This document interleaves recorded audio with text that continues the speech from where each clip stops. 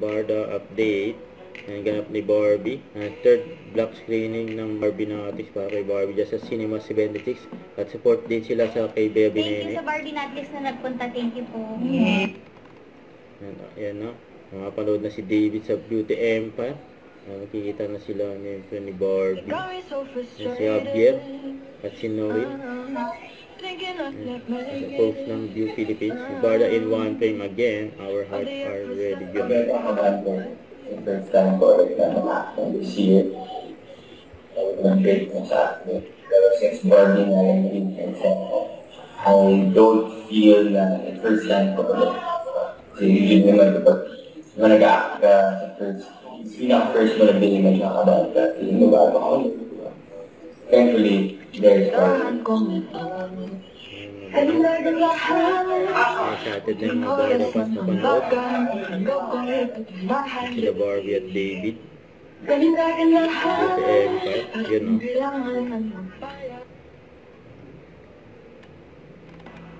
Ito naman yung games ni David, yung pangalawang laro. Sayang, natalo sila.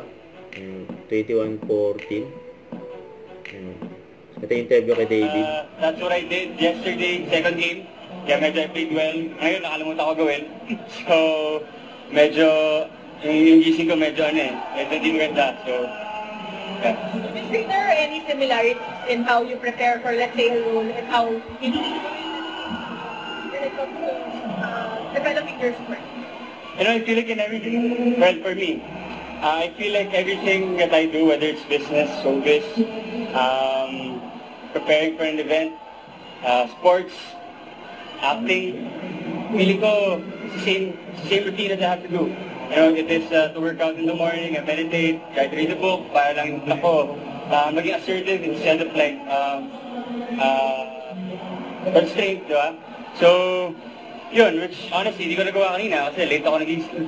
Yeah, so, yeah, I mean, I take it day by day sa lahat ng gagawin natin as long as mayroon akong system in place, feel like you can achieve anything.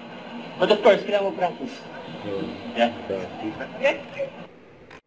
Don't forget to subscribe, click the notification bell for more updates. This is with Charlie Action Vlog. Stay tuned for more videos.